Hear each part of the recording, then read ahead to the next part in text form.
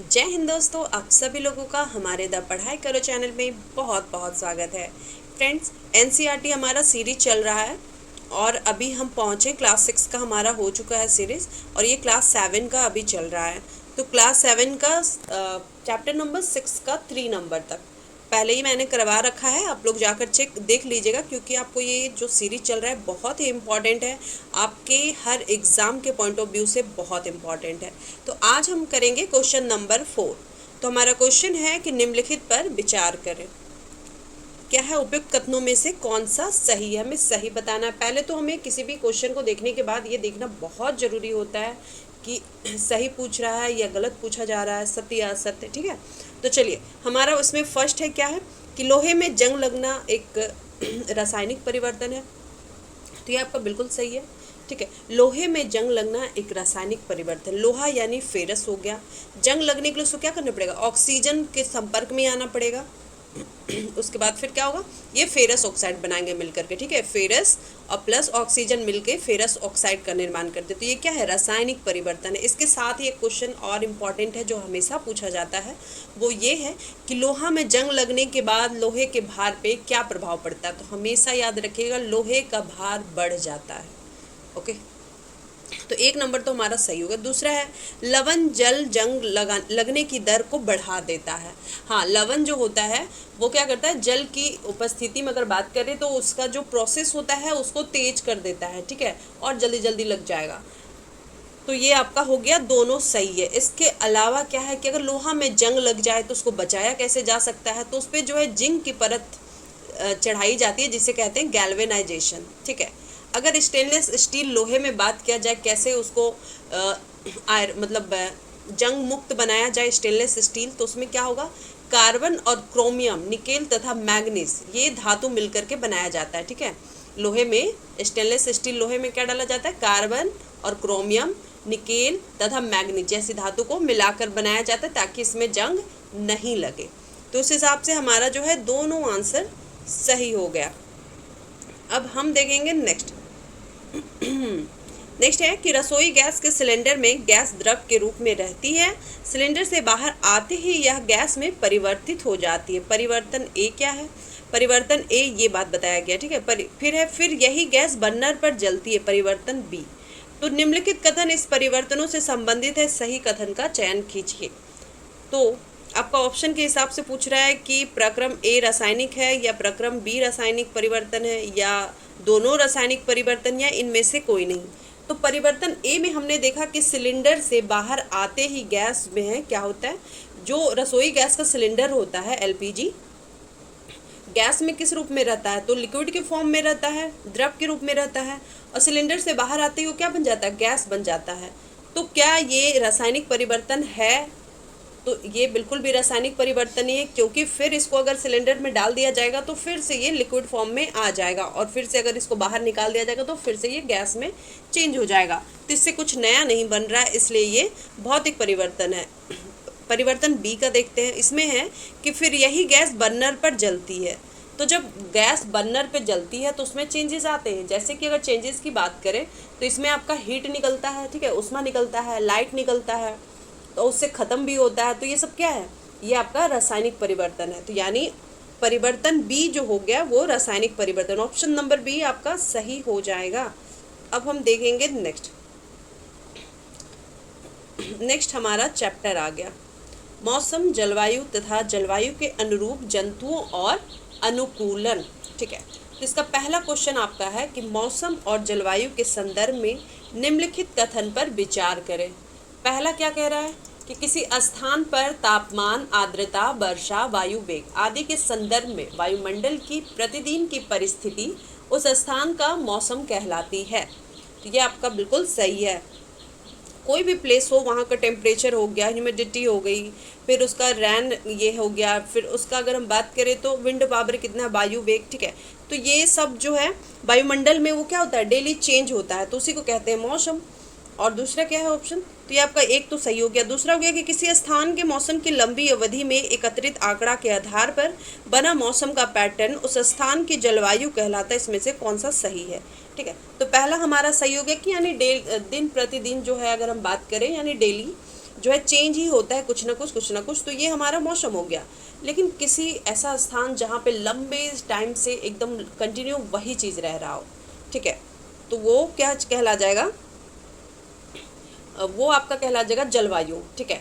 और उसके साथ ही अगर बात करें कि जैसे कि एग्जाम्पल के तौर पे हम ले लेते हैं यहाँ का राजस्थान का।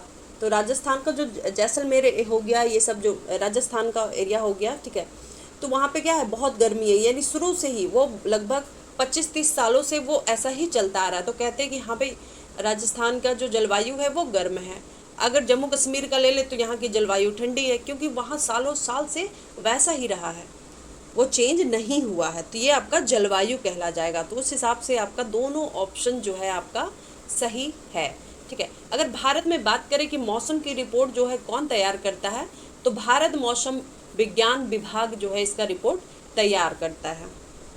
चलिए अब हम देखेंगे नेक्स्ट है कि ध्रुवीय क्षेत्रों के संदर्भ में निम्नलिखित कथनों पर विचार कीजिए, ठीक है। पहला आपका ये कह रहा है कि हाँ 6 महीने तक, 6 महीने के दिन और 6 महीने की रात होती है ध्रुवीय क्षेत्र में, बिल्कुल सही है। 6 महीने दिन होते हैं, 6 महीने रात होती है, तो पहला सही हो गया, इसमें सही कथन पूछा गया है। दूसरा, अगर हम बात करें, ये क्षेत्र सदैव बर्फ से ढके रहते तथा सर्दियों में तापमान -37 डिग्री सेल्सियस तक हो जाता है, तो ये भी आपका बिल्कुल सही है। ठंडी में -37 डिग्री सेल्सियस तक उसका टेम्परेचर चला जाता है।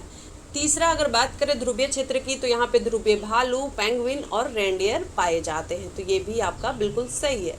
चौथा, अगर हम बात करें कि अनेक प्रकार के पक्षी सर्दियों में आते ही यहाँ से अपेक्षाकृत गर्म स्थानों पर प्रवास के लिए चले जाते हैं, तो बिल्कुल ठंडी में वो रह नहीं पाएंगे, तो इसलिए वो जो है वो चले जाते हैं दूसरी जगह, ठीक है, जहाँ गर्म एरिया हो। अगर बात करें भारत में ऐसा कौन सा जगह है जहाँ पे पक्षी जो है ठंडी में जो है दूसरे जगह चले आते हैं, यानी भारत आते हैं, तो वो आपका हो गया साइबेरिया से आते हैं ये सब पक्षी।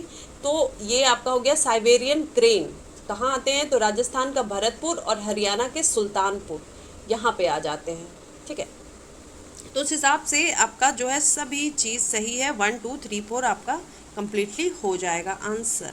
अब हम देखेंगे नेक्स्ट, ठीक है, हाँ नेक्स्ट देखेंगे कि उष्णकटिबंधीय क्षेत्र के संदर्भ में निम्नलिखित में से कौन सा कथन सत्य है। तो उष्णकटिबंधीय में पहला ऑप्शन आपका क्या है कि इन क्षेत्रों की जलवायु सामान्यतः गर्म होती है, ठीक है, तो ये बात बिल्कुल सही है। जो उष्णकटिबंधीय एरिया होता है उसकी जलवायु जो अगर है जनरली वो क्या होती है, गर्म होती है। और दूसरा है कि इस क्षेत्र में प्रचुर मात्रा में वर्षा होती है, हाँ उष्णकटिबंधीय में वर्षा भी आपको बहुत ज़्यादा होती है। तीसरा है कि उष्णकटिबंधीय वर्षा वन भारत में पश्चिमी घाट और असम में पाए जाते हैं, बिल्कुल सही है। अगर हम बात करें वर्ल्ड में कहाँ पाए जाते हैं, तो अपने एशिया में अगर हम बात करें तो दक्षिण पूर्व एशिया, ठीक है, दक्षिण पूर्व एशिया में पाए जाते हैं। आपका सेंट्रल अमेरिका में पाए जाते हैं, मध्य अमेरिका, सेंट्रल अफ्रीका हो गया, यानी मध्य अफ्रीका में भी पाए जाते हैं, ठीक है। और यहाँ चूँकि बहुत गर्मी रहता है और वर्षा भी होता है, तो इसमें जो है अलग अलग तरीके का पेड़ पौधा हो गया, जंतु अलग अलग तरीके के पाए जाते हैं।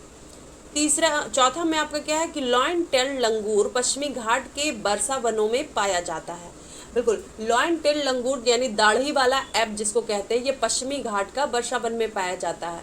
इसकी विशेषता क्या है कि चांदी जैसा सफ़ेद आयाल है, ठीक है, और इसके साथ ही यहाँ पे और क्या क्या पाया जाता है, तो लाल आंखों वाला मेढक पाया जाता है, न्यू वर्ल्ड मंकी पाया जाता है, टुकन पक्षी हो गया, हाथी हो गया, ये सब यहाँ के प्रमुख जंतु जो है आपका यहाँ पे पाए जाते हैं, ठीक है।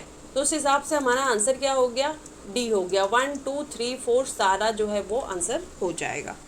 चलिए 3 हो गया।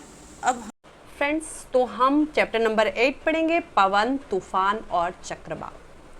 तो इसका क्वेश्चन है कि निम्नलिखित कथनों पर विचार कीजिए, ठीक है। इसमें से क्या बताना है हमें, तो इसमें से हमें बताना है उपयुक्त कथनों में से कौन सा कथन सही है, ठीक है। तो चलिए हम पहले इसको समझने का कोशिश करते हैं, क्वेश्चन क्या पूछ रहा है। भूमध्य रेखा के पहला पॉइंट है कि भूमध्य रेखा के आसपास के क्षेत्र को सूर्य की अधिकतम ऊर्जा उष्मा मिलती है, ठीक है। तो ये हमारी मान लिया जाए कि हमारी प्यारी सी पृथ्वी हो गई, एक मिनट सॉरी, ये हमारी प्यारी सी पृथ्वी हो गई। अब इसमें कह रहा है इक्वेटर लाइन, तो हमारी जो इक्वेटर यानी जो भूमध्य रेखा है वो बीचों बीच जाती है, ये हमारा इक्वेटर लाइन हो गया। उसके बाद क्वेश्चन ये पूछा जा रहा है आपसे कि भूमध्य रेखा के आसपास का क्षेत्र सूर्य की अधिकतम ऊष्मा मिलती है। ये हमने माना कि 23 डिग्री, ये हमारा 23 डिग्री, यानी ये जो पार्ट है यहाँ पे पूछा जा रहा है कि सबसे अधिक, बिल्कुल यहाँ पे हमारा सूर्य जो है निकलता है, ठीक है। तो भूमध्य रेखा और उसके आसपास का एरिया को सबसे ज़्यादा ऊष्मा मिलती है, ठीक है। तो ये ऑप्शन नंबर 1 उस हिसाब से सही हो गया। दूसरा क्वेश्चन है कि भूमध्य रेखा के दोनों ओर 0 डिग्री से 30 डिग्री अक्षांश की पट्टी के क्षेत्रों में वायु भूमध्य रेखा की ओर गतिशील होती है। तो फिर हम इसको समझने के लिए एक बार फिर से ड्रॉ करेंगे। तो थोड़ा सा गड़बड़ हो जा रहा है, ठीक है। तो ये हमारी क्या हो गई, एक मिनट, ये हमारी जो है प्यारी पृथ्वी हो गई, ठीक है। ये, और इसमें क्वेश्चन क्या पूछा जा रहा है, आपका क्वेश्चन पूछा इक्वेटर, पहले बीच में हम निकाल लेते हैं इक्वेटर, ठीक है। उसके साथ ही आपको पूछा जा रहा है 0 डिग्री, ये हमारा हो गया 0 डिग्री, और यहाँ पे बोला जा रहा है कि 30 डिग्री तक, तो मान लीजिए यहाँ तक 30 डिग्री मान के चलते हैं कि यहाँ तक 30 डिग्री है, ठीक है, 30। तो 30 डिग्री अक्षांश की पट्टी के क्षेत्रों में वायु भूमध्य रेखा की ओर गतिशील होती है। तो ये बिल्कुल सही है। अगर हम बात करें 0 डिग्री से लेके ये 5 डिग्री, 5 डिग्री दक्षिण, 5 डिग्री उत्तर, ठीक है। तो ये जो 5 डिग्री के बीच का एरिया है वो कौन सा एरिया बनाता है, तो हमेशा याद रखिएगा निम्न वायुदाब क्षेत्र बनाता है, ठीक है। ये निम्न वायुदाब क्षेत्र आपका बनाता है ये एरिया, ठीक है।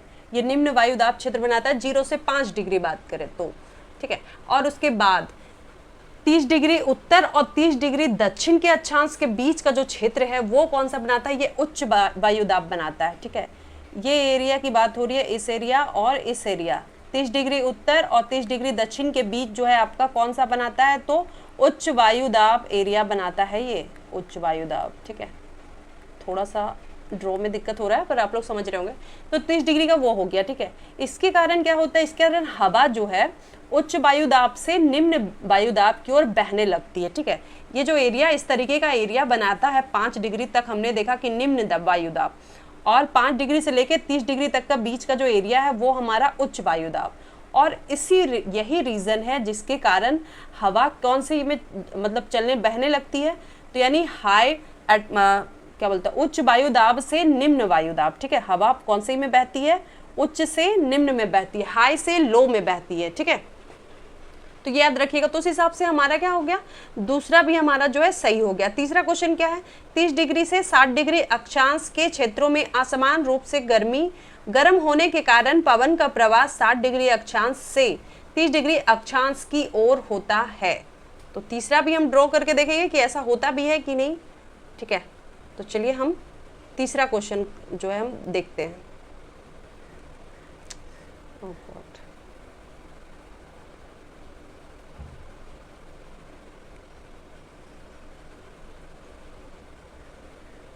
तो तीसरा क्वेश्चन हम देखते हैं। तीसरा में आपका बोला गया है कि 30 डिग्री उत्तर। अब बना के हम देखते हैं फिर से हमने बना लिया पृथ्वी, ये हमारा हो गया इक्वेटर लाइन यानी कि भूमध्य रेखा, और इसमें क्वेश्चन पूछा गया है 0 से 30 डिग्री या 30 से 60, ठीक है। तो हमने माना कि ये हमारा जो है 30 डिग्री हो गया और ये 60 डिग्री हो गया, यहाँ भी 30 डिग्री और ये 60 डिग्री। अब क्वेश्चन ये कह रहा है कि 30 डिग्री से 60 डिग्री अक्षांश के क्षेत्रों में असमान रूप से गर्म होने के कारण पवन का प्रवाह, ठीक है, असमान रूप से गर्म होने के कारण पवन का जो प्रवाह है वो 60 डिग्री अक्षांश से 30 डिग्री अक्षांश की ओर होता है, कहा जा रहा है, यानी ये ऊपर से नीचे की ओर इस तरीके का है, ठीक है। तो अगर हम बात करें कि जो उच्च अक्षांश होता है उस पर सूर्य की किरण कैसे पड़ेगी, हमने देखा कि 23.5 डिग्री तक तो सूर्य की किरण या 30 डिग्री तक जो है सूर्य की किरण क्या पड़ी थी, अधिक पड़ी थी, ठीक है। और जैसे ये इसके ऊपर जाती है तो ये क्या पड़ती है, तिरछी पड़ती है, ठीक है, इस तरीके से। तो ये जो हमारा तिरछा पड़ता है तो 30 से 60 डिग्री के बीच का जो एरिया हो गया तो पृथ्वी की सतह असमान रूप से गर्म होती है, ठीक है। और 30 डिग्री उत्तरी से लेकर 30 डिग्री दक्षिणी अक्षांश के बीच जो आसपास का उच्च वायुदाब जो हमने देखा था 30 से 60 डिग्री उच्च वायुदाब होता है, तो 60 डिग्री अक्षांश के आसपास का जो निम्न वायुदाब क्षेत्र होता है, इस कारण क्या पवन का प्रवाह 30 डिग्री अक्षांश से 60 डिग्री, यानी कि आपका जो है वायुदाब इसमें, इसलिए ये ऑप्शन गलत हो गया क्योंकि 30 डिग्री से 60 डिग्री जाती है, ना कि 60 से 30 डिग्री आती है। तो इस कारण जो है ये आपका ऑप्शन गलत हो गया। तो उस हिसाब से हमारा आंसर क्या हो जाएगा, 1 और 2 हो जाएगा, ठीक है। चलिए अब हम देखेंगे नेक्स्ट क्वेश्चन। तो हमारा नेक्स्ट क्वेश्चन है कि पवन प्रवाह के संदर्भ में निम्नलिखित कथनों में कौन सा कथन सत्य है, ठीक है। पवन प्रवाह के संबंध में निम्न में से कौन सा कथन आपका सत्य है। पहला है कि शीतकाल में पवन के प्रवाह की दिशा स्थल से समुद्र की ओर होती है। ठंडी के दिनों में क्या होता है कि जो शीतकाल में हवा बहती है वो किधर बहती है, तो दिशा स्थल से समुद्र की ओर होती है, तो ये बिल्कुल सही है, ठीक है। ठंडा में आपका क्या हो जाएगा, जैसे कि ये आपका हो गया ठंडा में, ये आपका मान लीजिए पानी वाला एरिया हो गया, ठीक है, ये पानी वाला एरिया हो गया और ये स्थल हो गया। तो यहाँ से कहा जा रहा है कि शीतकाल में पवन के प्रवाह की दिशा स्थल से किधर, समुद्र की ओर जो है ये बहती है, ठीक है, इधर। तो ये आपका बिल्कुल सही है, ठंडी में जो है स्थल से समुद्र की ओर बहेगी, और गर्मी में अगर बात करें तो गर्मी में क्या होगा, समुद्र से स्थल की ओर हो जाएगी। तो उस हिसाब से 1 और 2 हमने देख लिया कि ये दोनों सही है, ठीक है। तीसरा क्या है, समुद्र से आने वाली पवन अपने साथ जल वाष्प लाती है जिससे वर्षा होती है, बिल्कुल सही है। समुद्र से जितना भी पवन आता है वो अपने साथ क्या लाता है, जल वाष्प लाती है, और इसलिए जो है ये वर्षा होती है, ठीक है। तो उस हिसाब से हमारा सही हो गया ये तीसरा भी। तो 1, 2, 3 तीनों आपका सही। तो नेक्स्ट हमारा 3rd नंबर क्वेश्चन है कि तड़ित, झंझावात और चक्रवात के संदर्भ में निम्नलिखित कथनों पर विचार कीजिए। तो तड़ित झंझावात मतलब क्या हो गया, बिजली चमकना, ठीक है। और चक्रवात के बारे में तो इसमें क्या है, सही कथन बताना है। पहला है कि वायुमंडल के ऊंचे स्तरों पर पानी के नीचे गिरती बूंदें और ऊपर उठती वायु परस्पर उच्च वेग से गति करती है जिससे तड़ित झंझावात का निर्माण होता है। तो ये कह रहा है कि वायुमंडल में क्या होता है कि हाई लेवल पे पानी को नीचे गिरती बूंदें, पहले क्या होता है, पहले अगर हम बात करें तो टेम्परेचर बढ़ता है, ठीक है। जब यहाँ से टेम्परेचर बढ़ता है तो ये क्या करती है, हवा जो है इसका बहुत तेजी से बहुत ही स्ट्रांगली बहने लगता है ऊपर जाते जाते, ठीक है। और यहाँ से जो टेम्परेचर बढ़ता है वो पवन ऊपर जब जाती है तो वो क्या करती है, वो ठंडी हो जाती है, वहां पे टेम्परेचर कम रहता है ऊपर, इसलिए धरती की अपेक्षा जो है वहां पे कम होती है। और उसके बाद टेम्परेचर कम होने की वजह से वो वहां पे फ्रीज हो जाती है, यानी जम जाती है, और वहां से फिर नीचे गिरने लगती है। तो गिरती हुई जो जल की बूंदे है वो क्या करती है, बहुत तेज वेग से जो है ऊपर उठती हुई जो हवा है उससे जो क्या करती है, उससे जो है उसका मतलब दोनों का मेल होता है, और इसलिए आपका जो है बिजली कौंधती है जिसको कहते हैं, ठीक है, यानी बिजली चमकती है, आपको ध्वनि सुनाई देता है। तो ये वही है तड़ित झंझावात, इसी को कहते हैं। तो 1 तो सही हो गया। दूसरा क्या है कि चक्रवात का केंद्र एक शांत क्षेत्र होता है, तो ये भी आपका बिल्कुल सही है। चक्रवात की अगर केंद्र की बात करें तो एक शांत क्षेत्र होता है जिसको क्या कहते हैं, झंझा का नेत्र कहते हैं, ठीक है। उस हिसाब से आपका C नंबर सही हो गया। नेक्स्ट क्वेश्चन है कि चक्रवात के संदर्भ में निम्नलिखित कथनों में से कौन सा सही है। पहला है कि भारत का पश्चिमी तट चक्रवातों की प्रबलता और आवृत्ति दोनों ही संदर्भों में पूर्वी तट की अपेक्षा अधिक संवेदनशील है। तो बिल्कुल गलत है। जो पूर्वी तट है भारत का, पूर्वी तट ओडिशा हो गया, पश्चिम बंगाल हो गया, ये जो एरिया हो गया, ठीक है, तमिलनाडु के साइड, तो ये क्या है, ये पूर्वी तट है। तो इसमें जो चक्रवात आते हैं, जो साइक्लोन आते हैं, वो काफी स्ट्रॉन्ग होते हैं, इसकी फ्रिक्वेंसी काफी तेज होती है। तो आपका इसलिए ये गलत हो जाएगा क्योंकि ये उल्टा दे दिया। पश्चिमी तट में जो है इसकी फ्रिक्वेंसी की अगर बात करें आवृत्ति की, और जो है स्ट्रॉन्ग अगेन प्रबलता, तो प्रबलता और आवृत्ति जो है पश्चिमी तट पूर्वी तट की अपेक्षा कम होते हैं वहां पे इसका साइक्लोन का, ठीक है। दूसरा क्या है कि अमेरिकी महाद्वीप में चक्रवात को हरिकेन और फिलीपींस तथा जापान में टाइफून कहते हैं। ये आपका बिल्कुल सही है। जापान में तो टाइफून कहते ही कहते हैं, और फिलीपींस में भी टाइफून ही कहते हैं, ठीक है। अमेरिका में इसे हैरिकेन कहते हैं। तो आपका कौन सा सही होगा? ऑप्शन नंबर 2 यानी बी आपका सही है। चलिए अब हम देखेंगे नेक्स्ट है हमारा निम्नलिखित कथनों पर विचार करें। तो पहला क्या है? पहला हमारा है कि पवन के वेग से वृद्धि वायु दाब में वृद्धि करती है। तो ये आपका जो है क्या है? गलत है, क्योंकि पवन का जो वेलोसिटी होता है, हवा का जो वेलोसिटी बढ़ने से क्या होगा? वायु दाब में जो कमी होता है, ठीक है, वो कम हो जाता है वायु दाब। हवा का अगर वेग बढ़ रहा है तो याद रखिएगा वायु दाब उसके जो है जस्ट आपका इनवर्सली प्रोपोर्शनल होता है, यानी कि अगर वो बढ़ रहा है तो ये घटेगा, ये कम हो जाएगा, ठीक है। दूसरा क्या है? तो उस हिसाब से आपका एक गलत हो गया, सही पूछा गया है। दूसरा है कि पवन सदैव अधिक वायु दाब वाले क्षेत्र से कम वायु दाब वाले क्षेत्र की ओर गति करते हैं। बिल्कुल हमने पहले भी पढ़ा था इसको, ठीक है। तो दूसरा नंबर बिल्कुल सही है आपका। पवन हमेशा क्या करते हैं? हाई से लो प्रेशर में जाते हैं। याद रखिएगा हवा जो है हाई से लो प्रेशर की तरफ गति करता है। तो 2 नंबर जो आपका जो है सही हो गया, और यानी ऑप्शन नंबर बी। अब हम देखेंगे आगे, ठीक है। तो नेक्स्ट नंबर है हमारा 6 में क्या कह रहा है कि चक्रवात के दुष्प्रभावों को कम करने के लिए कौन कौन सी व्यवस्थाएं सहायक हो सकती है। तो हम देखते हैं। पहला है कि चक्रवात पूर्वानुमान और चेतावनी सेवा। हाँ बिल्कुल, चेतावनी सेवा बहुत जरूरी है, बहुत जल्दी। आजकल जो हो गया है, अगर बात करें हम टेक्नोलॉजी के, तो टेक्नोलॉजी इतना फास्ट हो चुका है कि साइक्लोन आने से पहले ही जो है लगभग 48 घंटा पहले ही वो वहां से पता चल जाता है। तो एक नंबर सही हो गया, ठीक है। इसमें क्या पूछा गया? सही है गलत? तो ये आपका सही पूछा गया है। दूसरा क्या है कि चक्रवात संभावित क्षेत्रों में चक्रवात आश्रयों का निर्माण और लोगों की तेजी से सुरक्षित स्थानों पर पहुंचाने के लिए प्रशासनिक व्यवस्था। बिल्कुल, आज भी साइक्लोन आता है तो प्रशासन क्या करती है? वो लोगों को वहां से निकालती है और उन लोगों को रहने का इंतजाम करती है, खाने पीने सब चीज का इंतजाम करती है। तो दूसरा भी सही है। तीसरा है कि जनता द्वारा मौसम विभाग की चेतावनी को गंभीरता से लेना। आपातकालीन सेवाएं जैसे पुलिस, अग्निशमन दल, चिकित्सा केंद्रों का टेलीफोन नंबर साथ रखना, ये बहुत जरूरी है।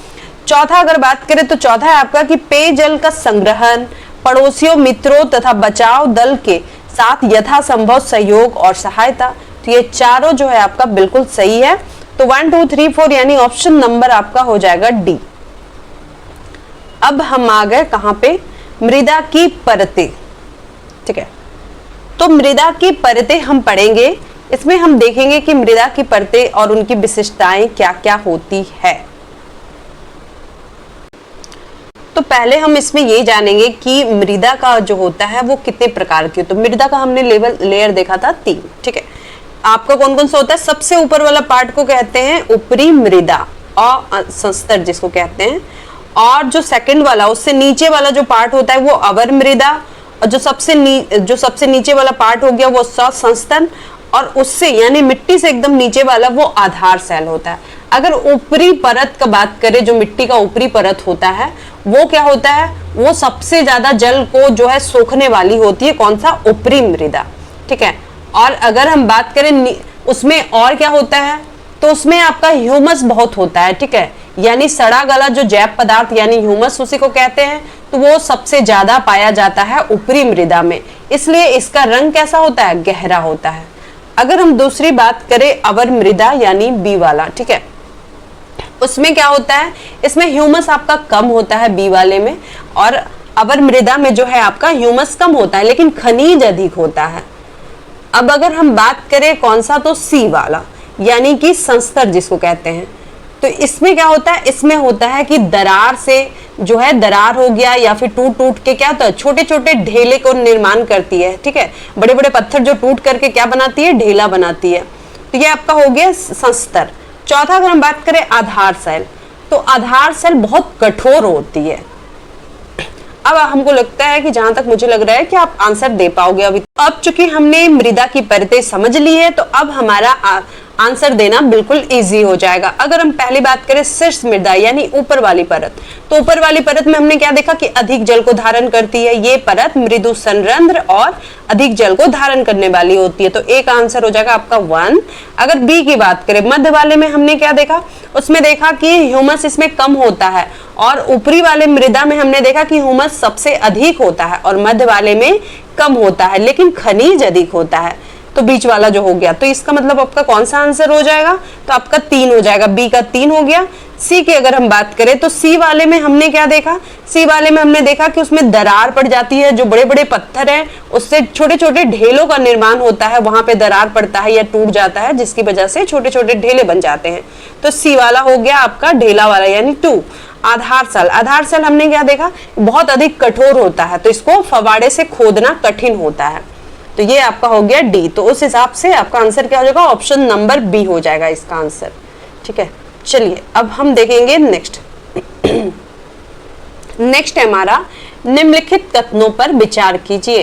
पहला क्या है, पहला है आपका कि पादपों के उगने के लिए सबसे अच्छी शीर्ष मृदा दोमट मिट्टी है, तो ये आपका बिल्कुल सही है। दोमट मिट्टी जो है सबसे ज्यादा उसमें पेड़ पौधे उगते हैं। ठीक है, अगर हम बात करें दोमट मिट्टी में क्या होता है, तो उसमें जो आपको बालू होता है, चिकनी मिट्टी और गाद, ये तीनों का मिश्रण होता है। ठीक है, गादों का अगर कण की बात करें तो उसका जो साइज होता है बालू और चिकनी मिट्टी के कण के हिसाब से जो है वो उसका मतलब कम होता है। ठीक है, दोमट मिट्टी में अगर बात करें तो ह्यूमस पाया जाता है और ये पेड़ पौधा के लिए बहुत अच्छा होता है, और जिसमें ह्यूमस सबसे अधिक होता है वो जल धारण करने वाला होता है। तो उस हिसाब से आपका जो है 1 नंबर सही हो गया। दोमट 1 नंबर। 2 नंबर में था कि दोमट मृदा बालू चिकनी मिट्टी का गाद का मिश्रण है, बिल्कुल ये भी सही आपका हो गया। तीसरा भी हमने देख लिया कि गाद कणों का अमाप बालू और चिकनी मिट्टी के कणों के अमाप के बीच का होता है, तो ये भी हमने देख लिया, तीसरा भी सही है। चौथा क्या है, बलुई मिट्टी गेहूं चना और धान उगाने के लिए उपयुक्त है, तो ये भी आपका सही है। बलुई मिट्टी में जो है आपका सबसे ज्यादा क्या होता है, गेहूं चना धान के लिए जो है सबसे बढ़िया माना जाता है कौन सा, बलुई मिट्टी। ठीक है, क्यों, क्योंकि इसमें जल का जो निकालने का जो आसान हो जाता है। ठीक है, जल निकालना इसमें आसान हो जाता है और ये हवा को जो है वो धारण कर लेती है, वायु को। चलिए अब हम देखेंगे नेक्स्ट। नेक्स्ट है कि किसी गर्म दिन की दोपहर में किसी खेत अथवा खुले मैदान जमीन के ऊपर की वायु कम दीप्त यानी सीमर, ठीक है, सीमर होती दिखाई देती है, तो ऐसा किस कारण होता है। ठीक है, गर्मी के दिन में हम देखते हैं कि मिट्टी से जो है आपका दोपहर में कोई खेत हो या खुला मैदान है, ठीक है, जमीन के ऊपर आपको दिखाई देगा सिमर। ठीक है, सिमर होता हुआ दिखाई देता है, तो ऐसा किस कारण होता है, तो इसका आंसर आपका क्या हो जाएगा, सूर्य के प्रकाश के परावर्तन के कारण जो है आपका सिमर दिखाई देता है।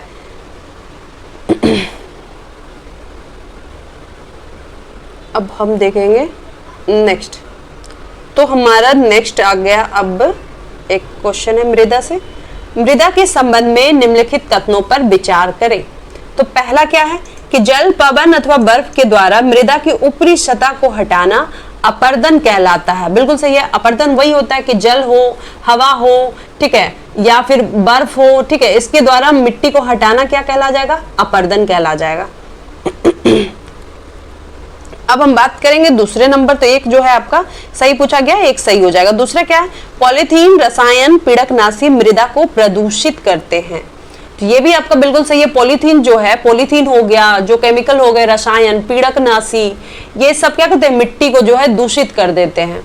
ठीक है, तो ये प्रदूषण का अगर बात करें, सॉइल पोल्यूशन या फिर मृदा प्रदूषण का ये कारण बनता है, तो इसलिए उस हिसाब से आपका क्या हो गया, ये आपका हो गया 2 नंबर भी सही, तो यानी ऑप्शन नंबर सी आपका सही है। अब हम देखेंगे नेक्स्ट चैप्टर, जिसमें है जीवों में श्वसन। तो निम्नलिखित में से देखेंगे कौन सा पदार्थ हमारी पेशियों में संचित होता है जिससे ऐंठन होता है। तो वो आप लोग जानते होंगे, उसका आंसर हो जाएगा आपका लैक्टिक एसिड यानी लैक्टिक अम्ल। अगर हम बहुत देर तक व्यायाम कर लेते हैं, ठीक है, या तेजी से दौड़ते हैं, या बहुत साइकिल चलाते हैं स्पीडली, या कोई भारी वजन उठा लेते हैं, तो उसमें हम लोग को क्या चाहिए, एनर्जी चाहिए। और लेकिन ऊर्जा अगर हम बात करें एनर्जी का, तो उसके लिए हमारे शरीर को जो है ऑक्सीजन सही रूप से उतना सप्लाई नहीं कर पाता है। इसलिए क्या करता है, जो मसल होता है वो क्या करता है, आपका अवायवीय श्वसन द्वारा जो है एनर्जी को जो है वो एक्स्ट्रा डिमांड को पूरा करता है, ठीक है। और इसी में ग्लूकोज का क्या होता है, विखंडन होकर लैक्टिक एसिड और कार्बन डाइऑक्साइड का निर्माण करता है, और इसी से हमें क्या होता है, ऐंठन फील होता है, ठीक है। अवायवीय मतलब क्या होता है कि जैसे कि हम दौड़ रहे हैं तो हमारा जो बॉडी है एक्स्ट्रा उठा लेता है, वो अवायवीय होता है। वायवीय क्या होता है, जो हम श्वास लेते हैं वो वायवीय हो गया, याद रखिएगा। जो एक्स्ट्रा हमारा इधर शरीर का अगर बात करें, हाथों में जब दौड़ते हैं तो हाथ में हम दौड़ते हैं तो ये जो हवा हमारे हाथों में यहाँ से लिया जा रहा है एक्स्ट्रा, तो उसको कहते हैं अवायवीय श्वसन। तो इसमें फिर क्या होता है, अगर हमें जैसे हम ऐंठन होता है तो फिर हम क्या करते हैं, गर्म पानी से या तो नहा लेते हैं या फिर मालिश कर लेते हैं और ऐंठन से आराम मिल जाता है। ऐसा क्यों होता है, क्योंकि उससे क्या होता है कि हमारा जो ब्लड है, ठीक है, ब्लड सर्कुलेशन कहीं ना कहीं रुक जाता है, ठीक है। तो उसके बाद क्या होता है, ऑक्सीजन का जो सप्लाई है वो बढ़ जाता है। लैक्टिक एसिड, और अगर हम बात करें कि ब्लड का जो है उसमें जो रुक गया है या धीरे धीरे हो गया है, जो रुक नहीं जाता है धीरे धीरे हो जाता है, तो उससे क्या होगा, जैसे ही हम मालिश करेंगे, गर्म पानी करेंगे, तो फिर से उसका जो सर्कुलेटरी सिस्टम है वो चलने लगेगा। तो इस तरीके से आपका आंसर हो गया कौन सा, ऑप्शन नंबर बी। तो इससे आपको काफी क्वेश्चन का आंसर मिल गया होगा इसमें। चलिए अब हम देखते हैं अंतःश्वसित वायु तथा उस श्वसित वायु में ऑक्सीजन का प्रतिशत कितना होता है। तो देखिए, अंतःश्वसन यानी हम जो श्वास लेते हैं उस श्वसन यानी बाहर निकालते हैं, तो उसमें गैस का मिश्रण कितना होता है। जो हम वायु श्वास लेते हैं उसमें 21% ऑक्सीजन होता है और 0.04% हमारा CO2 होता है। ऐसा नहीं कि CO2 एकदम नहीं लेते हैं, ठीक है, लेकिन बहुत ही कम लेते हैं। 21% ऑक्सीजन और 0.04% आपका जो है कार्बन डाइऑक्साइड होता है। और जब हम निकालते हैं तब उसमें क्या होता है, उसमें आपका 16.4% ऑक्सीजन रहता है और 4.4% जो है आपका कार्बन डाइऑक्साइड होता है। ये हो गया आपका अंतःश्वसन और उस श्वसित वायु में, याद रखिएगा, ठीक है। तो उस हिसाब से हमारा आंसर कौन सा हो गया, ऑप्शन नंबर ए। ऑक्सीजन का पूछा गया है। अगर कार्बन डाइऑक्साइड का पूछा जाए तो मैंने पहले ही बता दिया कि उसको लेने समय 0.04% और जब निकालते हैं तो 4.4% कार्बन डाइऑक्साइड होता है। अब हम देखेंगे आगे। नेक्स्ट है कि निम्नलिखित कथनों में से कौन सा सही है। पहला है कि भोजन में संचित ऊर्जा श्वसन के समय निर्मुक्त होती है, ठीक है। तो ये आपका जो है सही है। भोजन में जो भी संचित ऊर्जा है वो कब, तो जब श्वास लेते हैं तो उस समय वो फ्री होती है, ठीक है। उस समय भोजन से हमें क्या होता है, ऊर्जा प्राप्त होता है। ऊर्जा प्राप्त करने के लिए क्या है, हमें जो है श्वास लेने की जरूरत है, श्वसन की जरूरत होती है। तो उसी समय जो है आपका, इसलिए ऑप्शन नंबर 1 आंसर सही हो गया। दूसरा क्या है कि कोशिका के अंदर ऑक्सीजन का उपयोग करके ग्लूकोज, कार्बन डाइऑक्साइड और जल में विखंडित हो जाता है, ठीक है। तो ग्लूकोज की बात करें तो ऑक्सीजन का यूज करता है और कार्बन डाइऑक्साइड और जल में वो क्या होता है, टूट जाता है। तो दो भी आपका सही है। कोशिका में अगर बात करें तो जो भोजन का विखंडन का जो प्रोसेस है उसमें एनर्जी फ्री होती है और वही आपका कहलाता है क्या, कोशिकीय श्वसन यानी सेलुलर रेस्पिरेशन इसको कहते हैं, ठीक है। सेलुलर रेस्पिरेशन जो है इसी को कहते हैं कोशिकीय श्वसन, ठीक है, याद रखिएगा। तीसरा क्या है कि ऑक्सीजन की अनुपस्थिति में भोजन विखंडन का वायवीय श्वसन यानी एरोबिक रेस्पिरेशन कहा जाता है। ये आपका गलत है, ठीक है, उसे एनाएरोबिक रेस्पिरेशन कहा जाता है। ऑक्सीजन अगर नहीं है तो भोजन विखंडन का वायवीय श्वसन नहीं, अवायवीय श्वसन कहा जाता है, ठीक है, यानी एनाएरोबिक रेस्पिरेशन। तो उस हिसाब से आपका 1 2 सही है इसमें, और तो हो गया आपका ऑप्शन नंबर ए। चलिए अब हम देखेंगे नेक्स्ट, विभिन्न जंतुओं में श्वसन के संदर्भ में निम्नलिखित कथनों पर विचार करें। पहला क्या है, पहला है कि केचुए श्वसन कार्य त्वचा से करते हैं। बिल्कुल, हमने देखा था कि पिछले क्लास में भी कि केचुआ जो है अपना स्किन से ही श्वसन करता है।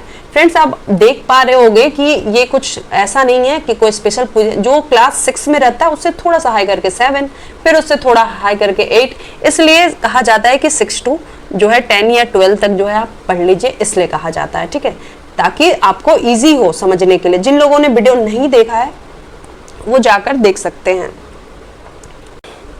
जिन लोगों ने वीडियो नहीं देखा है क्लास 6 का, वो पीछे वाला वीडियो जरूर देखें ताकि आपको समझने में ये सब आसानी हो, बिल्कुल लगे कि एकदम इजी वे में सिंपली हम समझते जा रहे हैं, नहीं तो फिर आप अटक सकते हो। आपको थोड़ा एनसीईआरटी वही चीज है कि स्टार्टिंग से लेके लास्ट तक करेंगे तो आपको पूरा साइंस समझ में आ जाएगा। उसके बाद आप कोई भी बुक पढ़ लो, आपको बस अच्छा लगने वाला है, आपको लगेगा यार ये तो मुझे पता है अच्छे से, और आपको बहुत अच्छा लगेगा, बहुत हेल्पफुल रहेगा आपके एग्जाम के पॉइंट ऑफ व्यू से। तो चलिए हम अगर बात करें केचुए का तो हमने देख लिया। दूसरा क्या है, मेढक में मनुष्य की भांति फेफड़े होते हैं तथापि वे अपनी त्वचा से भी श्वसन करते हैं। बिल्कुल, मेढक दोनों से सांस लेता है, वो फेफड़ा से भी सांस लेता है और त्वचा से भी सांस लेता है। पानी में रहता है तो त्वचा से लेता है, स्थल में आता है तो वो फेफड़ा से लेता है। अब हम देखेंगे नेक्स्ट क्वेश्चन। तो हमारा नेक्स्ट क्वेश्चन है कि श्वसन, कथन है आपका कि श्वसन सभी जीवों के जीवित रहने के लिए अनिवार्य है। उसका कारण क्या है? क्या जीव द्वारा लिए गए भोजन से ऊर्जा को निर्मुक्त करता है? तो इसका क्या सही है, इसमें कथन कारण दोनों सही है या फिर क्या गलत है, ये हमें देखना है। तो बिल्कुल कथन तो आपका बिल्कुल सही है, सभी के लिए, भाई जितने भी सजीव लोग हैं सबके लिए श्वसन जरूरी है, तो आपका कथन तो सही हो गया। कारण देखते हैं, ये जीव द्वारा लिए गए भोजन से ऊर्जा को निर्मुक्त करता है, तो ये भी आपका बिल्कुल सही भी है और दोनों सही व्याख्या करता है। जब हम अंतः श्वसन करते हैं, ठीक है, तो उस समय क्या होता है, हवा हमारे शरीर के अंदर हम लेते हैं और उसमें प्रेजेंस होता है जो ऑक्सीजन, उसका उपयोग हम क्या चीज में करते हैं, ग्लूकोज को कार्बन डाइऑक्साइड और जल में जो है उसको ब्रेक करते हैं, विखंडन के लिए किया जाता है आपका ऑक्सीजन का यूज, ठीक है। ग्लूकोज को कार्बन डाइऑक्साइड और जल में तोड़ने के लिए जो है ऑक्सीजन का यूज किया जाता है, और इस प्रोसेस में क्या होती है, जो एनर्जी है वो फ्री होती है, ऊर्जा निर्मुक्त होती है। तो चलिए अब हम देखेंगे आगे। अब यहाँ है मिलाना, हमने पिछले क्लास में भी मिलान वाला जो है ये ऑलमोस्ट उसी टाइप का है, ठीक है। तो चलिए हम स्टार्ट करते हैं। पहला आपका हो गया इष्ट। इष्ट क्या है, तो इष्ट पता ही है कि अल्कोहल में पाया जाता है, तो ए का हो जाएगा 2।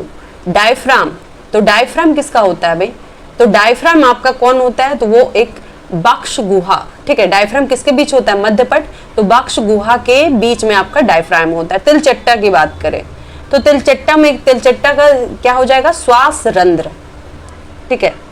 तिलचट्टा का आपका हो जाएगा श्वास रंध्र, क्योंकि तिलचट्टा की बात करें तो शरीर का जो उसका पीछे वाला भाग होता है उसमें छोटा छोटा छेदा होता है और उसी से वो श्वास लेता है। तो तिलचट्टा में या गैस कीटों में बात करें तो ऐसे ही सांस लिया जाता है, ठीक है, जिसको क्या कहते हैं, ट्रैकिया कहते हैं। तो उस हिसाब से आपका हो गया तिलचट्टा का, हमने देख लिया।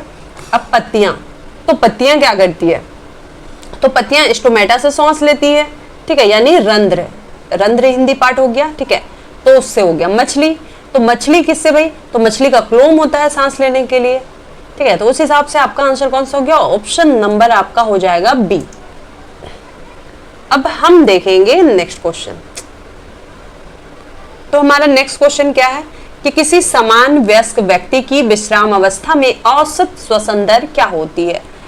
तो जब कोई व्यक्ति रेस्ट कर रहा हो, रेस्ट पोजीशन में हो, तो 1 मिनट में वो जो है एवरेज है 15 से 18 बार सांस अंदर ले लेता है, ठीक है। तो ऑप्शन नंबर बी आपका सही हो जाएगा।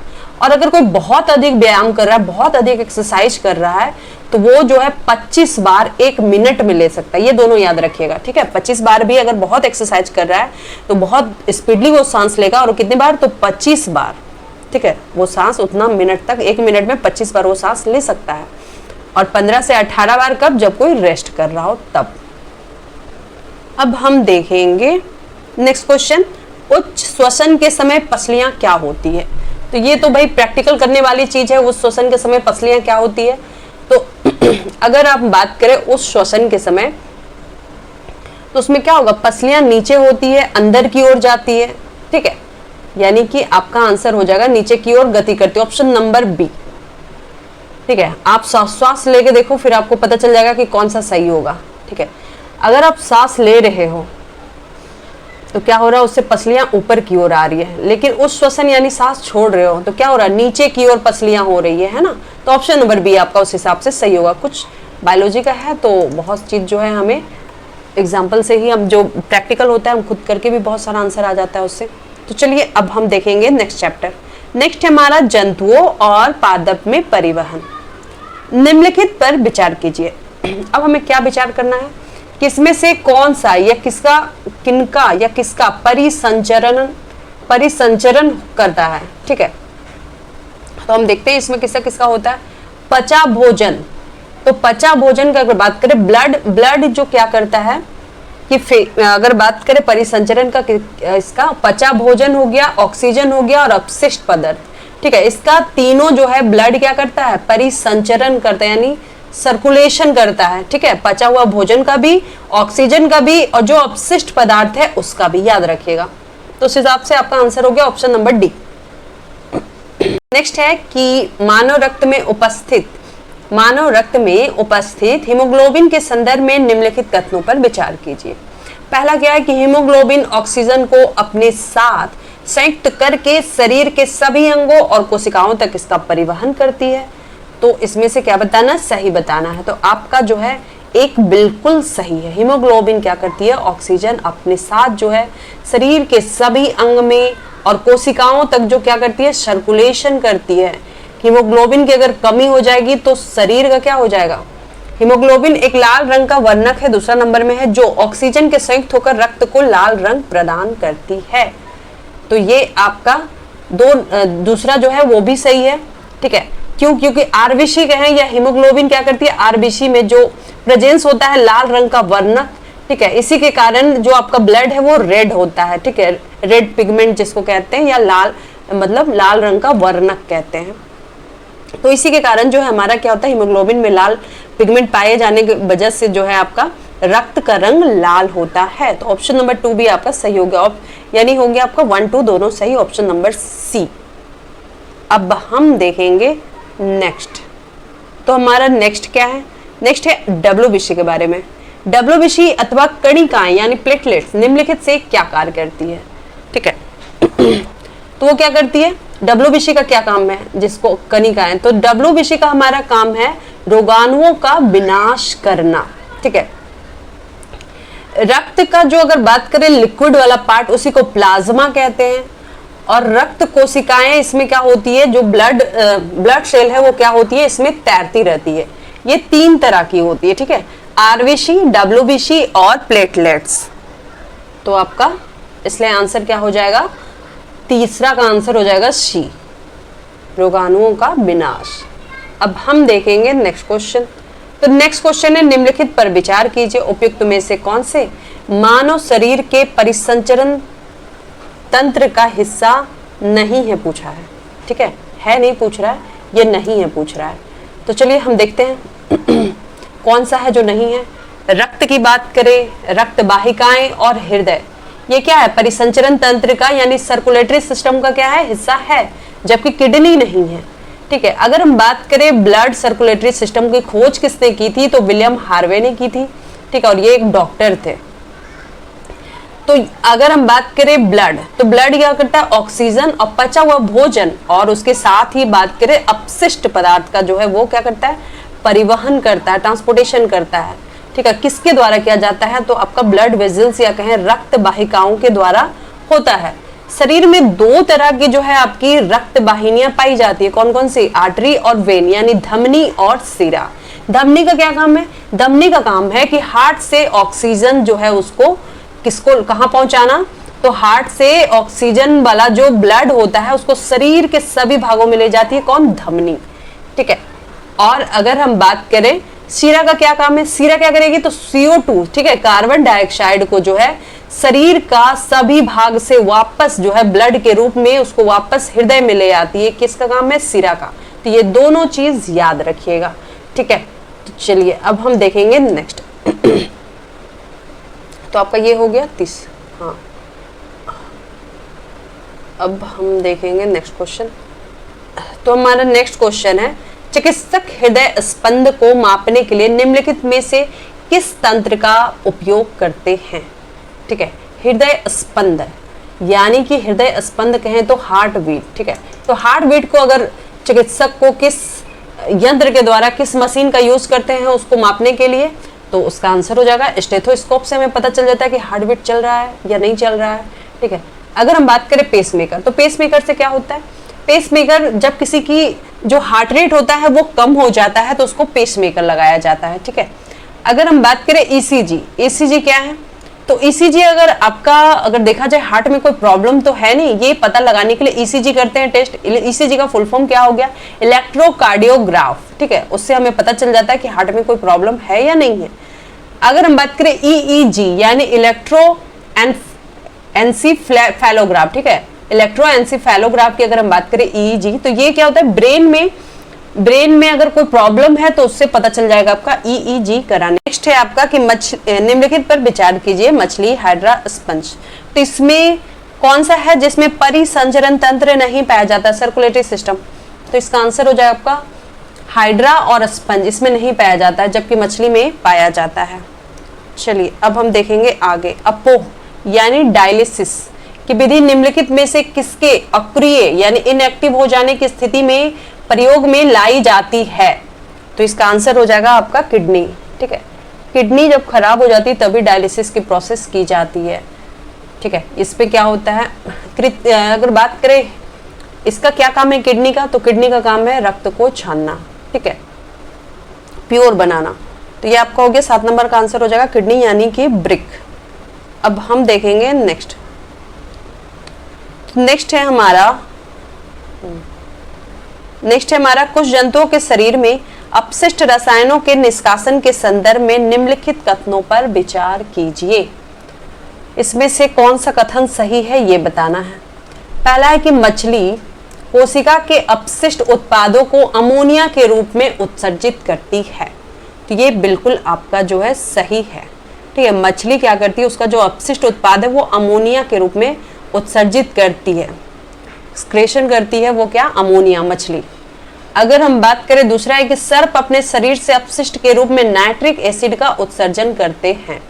तो ये आपका जो है गलत है, क्योंकि अगर सर्प की बात करें, पक्षी हो गया, छिपकली हो गया, सांप हो गया, तो ये सब क्या करते हैं? ये सेमी सॉलिड यानी अर्ध घन के रूप में जिसको कहा जाता है सेमी सॉलिड पदार्थ में करते हैं। और इसमें क्या होता है? ये यूरिक एसिड, ठीक है, और ये व्हाइट कलर का होता है, याद रखिएगा व्हाइट कलर का कंपाउंड होता है, ये यूरिक एसिड करते हैं ये सब। अगर हम तो उस हिसाब से आपका दूसरा गलत हो गया, तो 1 नंबर आपका सही हो जाएगा। इसके अलावा अगर हम बात करें हम मानव का क्या होता है? तो मानव का होता है यूरिया, ठीक है, याद रखिएगा मानव का यूरिया हो गया, पशु हो गया, पक्षी, छिपकली, सर्प, ये सब हो गया, ये आपका हो गया यूरिक एसिड। और मछली क्या हो गई? अमोनिया। ये तीनों हमेशा याद रखना चाहिए, कोई कंफ्यूजन ना हो। चलिए अब हम देखेंगे नेक्स्ट।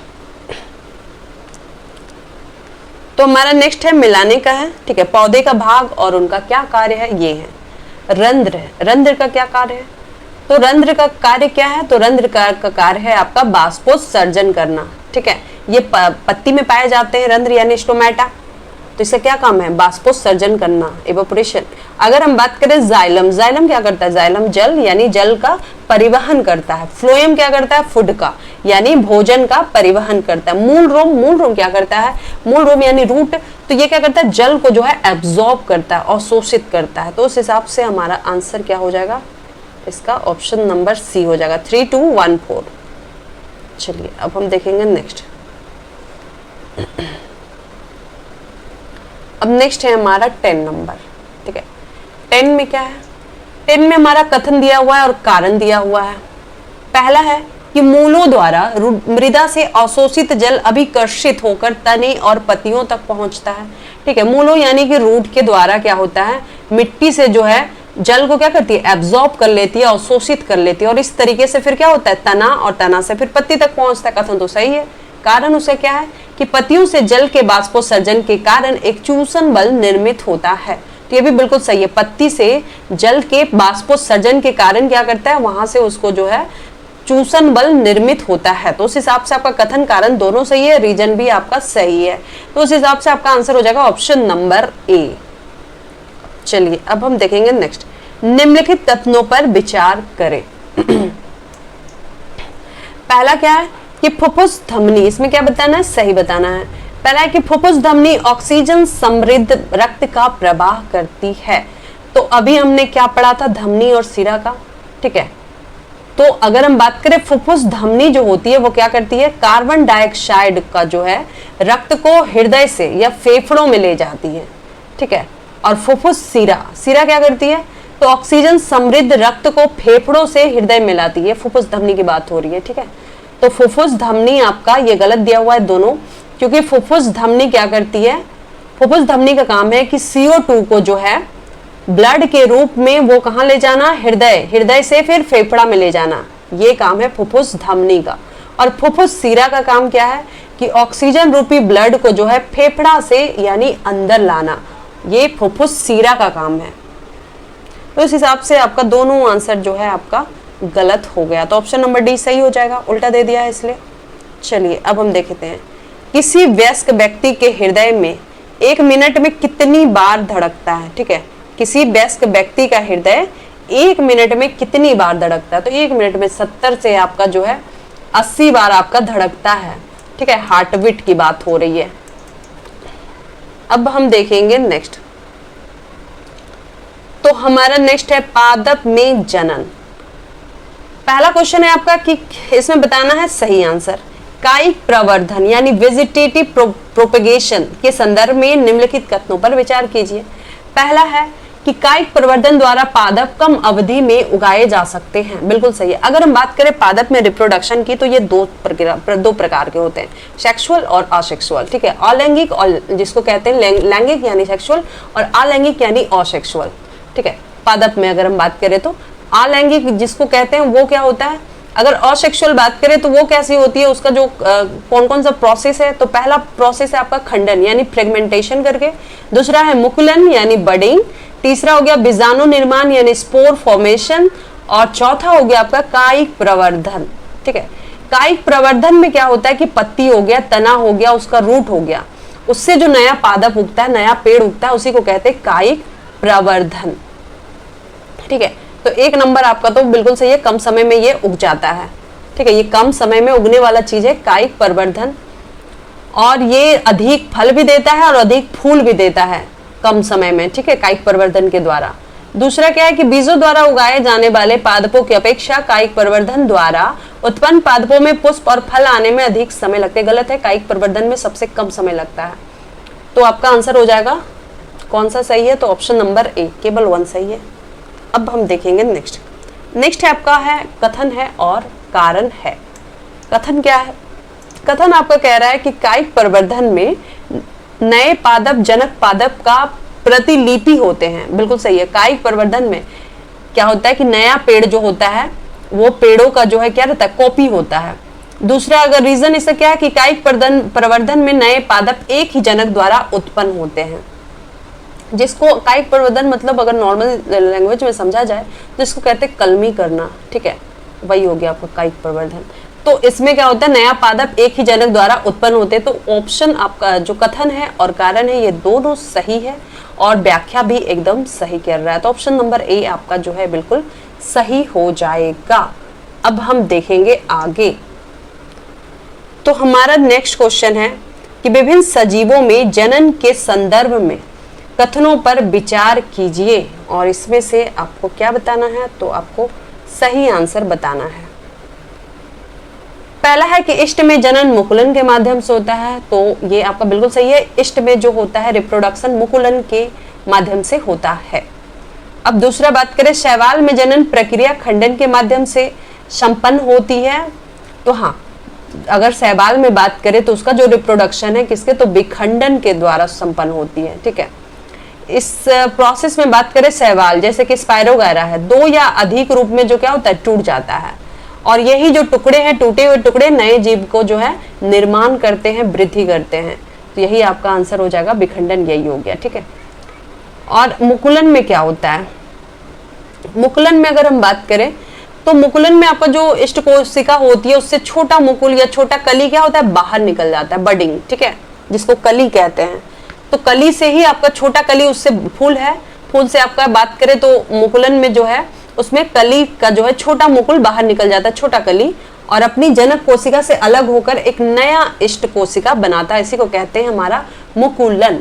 अब तीसरा क्या है कि मोष और फर्न में जनन बीजाणुओं द्वारा होता है, तो ये भी सही है। मोष और फर्न में जो पेड़ है तो उसमें क्या होता है, उसका रिप्रोडक्शन बीजाणुओं द्वारा होता है। बीजाणु का जो अगर बात करें तो असेक्सुअल रिप्रोडक्शन यानी अलैंगिक जनन ही करते हैं। इसमें क्या होता है, हवा के द्वारा जो एक स्थान से दूसरे स्थान पर जो है ले जाए जाते हैं मोष और फर्न में। चलिए अब हमारा क्वेश्चन नंबर आ गया 4। 4 में क्या है, एक लिंगी पुष्प के संदर्भ में निम्नलिखित कथनों पर विचार कीजिए। इसमें भी बताना है हमें सही। पहला क्या है कि एक लिंगी पुष्पों में या तो केवल पुंकेसर अथवा केवल स्त्री केसर उपस्थित होते हैं। तो ये आपका बिल्कुल सही है, ठीक है। एक लिंगी फूल होते हैं, या तो उसमें एक पुंकेसर होगा या स्त्री केसर। पहले वाले क्लास में मैंने क्लियर कर दिया था कि पुंकेसर में क्या होगा और स्त्री केसर क्या होता है, ठीक है। तो आपका 1 नंबर बिल्कुल सही हो गया। दूसरा क्या है कि सरसों, गुलाब और पिटूनिया के पौधों में उगने वाले पुष्प एक लिंगी पुष्प के उदाहरण हैं। तो ये आपका जो है गलत हो जाएगा, ठीक है, क्योंकि सरसों, गुलाब, पिटोनिया जो है ये द्विलिंगी पुष्प का उदाहरण है। अगर हम सिंपल सा अगर हम बात करें तो सरसों हो गया, गुलाब और पिटोनिया ये सब क्या हो गया, फूल है। तो ये आपका द्विलिंगी पुष्प का उदाहरण है, द्विलिंगी। अगर बात करें मक्का, पपीता, ककड़ी, खीरा, ये क्या है, ये एक लिंगी है। इसके बारे में हम आगे क्लास में बहुत ही डिटेल से अच्छे से पढ़ेंगे। तो चलिए अब हमारा है पादपों में परागन के संदर्भ में निम्नलिखित कथनों पर विचार कीजिए। तो उस हिसाब से हमने आंसर बता दिया था। तो पादप में यानी पेड़ में जो परागन होता है उसके बारे में है कि क्या सही है इसमें और क्या गलत है। पहला क्या है, परागन के अंतर्गत पराग कणों का स्थानांतरण पराग कोश से पुष्प के वर्तिकाग्र पर होता है, ठीक है। तो एक बिल्कुल सही है। फूल में क्या होता है, जो पराग कण होते हैं वो हल्के होते हैं, उसको वायु के द्वारा, जल के द्वारा या कीट के द्वारा जो है एक स्थान से दूसरे स्थान या एक फूल से दूसरे फूल पे ले जाया जाता है, ठीक है। तो ये वर्तिकाग्र का स्थानांतरण जो है परागन कहलाता है। दूसरा क्या है कि जहां स्वपरागन के अंतर्गत पराग कणों का स्थानांतरण पराग कोश से उसी पादप के किसी अन्य पुष्प के वर्तिकाग्र पर होता है, वहीं पर परागन में पराग कणों का स्थानांतरण उसी प्रकार के किसी अन्य पादप पुष्प के वर्तिकाग्र पर होता है। तो ये आपका जो है गलत है, क्योंकि यहाँ पे क्या होता है, पराग कण अगर उसी पुष्प के वर्तिकाग्र पर गिरता है तो उसको कहते हैं स्वपरागन, ठीक है। स्थानांतरण नहीं होता, उसी पे गिरता है तो उसको कहेंगे स्वपरागन। और अगर एक वर्तिकाग्र से दूसरे मतलब दूसरा पुष्प पे अगर गिर रहा है तो वो उसको कहते हैं पर परागन, ठीक है। तो इस हिसाब से उल्टा दिया हुआ है, इसलिए आपका आंसर 2 गलत हो जाएगा। ऑप्शन नंबर ए आपका सही हो जाएगा। अब चलिए अब हम देखेंगे नेक्स्ट क्वेश्चन, हमारा लास्ट क्वेश्चन है ये। निम्नलिखित कथनों पर विचार कीजिए, ठीक है। पहला क्या है कि पादप का जनन भाग तना होता है, ठीक है। तो पादप का जनन भाग तना नहीं होता है बल्कि फूल होता है। तो उस हिसाब से एक जो है आपका गलत हो गया। दूसरा हम बात करेंगे, सही पूछा गया। दूसरा है कि नर और मादा युग्मक के युग्मन का प्रक्रम परागन कहलाता है, ठीक है। तो अभी हमने देखा था कि उसको परागन जो होता है एक जगह से दूसरे जगह चला गया तो उसको परागन कहते हैं, ठीक है। एक वर्तिका जो एक फूल हो गया वहां से हवा के द्वारा, कीट के द्वारा, जल के द्वारा या किसी भी प्रोसेस से जो है आपका दूसरे फूल के वर्तिकाग्र पे चला गया या दूसरे फूल पर चला गया तो उसको कहते हैं परागन। लेकिन नर और मादा युग्मक का जो मिलकर के युग्मन बनता है उस प्रोसेस को कहते हैं निषेचन, ठीक है। और तो उस हिसाब से आपका क्या हो गया, दूसरा आपका गलत हो गया। तीसरा क्या है कि परिपक्व होने पर अंडाशय फल में विकसित हो जाता है। तो ये बिल्कुल सही है। जब मैच्योरिटी लेवल पे आता है, जब परिपक्व हो जाता है तो अंडाशय क्या होता है, फल में वो चेंज मतलब जो है आपका डेवलप हो जाता है, ठीक है, फल में चेंज होता है। और चौथा क्या है कि डबल रोटी का फफूंद बीजाणु उत्पन्न करने वाला एक पादप जीव है। बिल्कुल सही है। डबल रोटी का जो फफूंद होता है वो एक पेड़ उगाने वाला जीव है, ठीक है। तो यानी ये जो डबल रोटी पे हमारा जो कवक लग जाता है वो एक पेड़ उगाने वाला जीव है। तो उस हिसाब से आपका आंसर कौन सा हो गया, तो 3 और 4 सही है और आपका जो है 1 और 2 गलत है। तो होप सो गाइज आपको मेरा वीडियो अच्छा लगा हो। जय हिंद, जय भारत।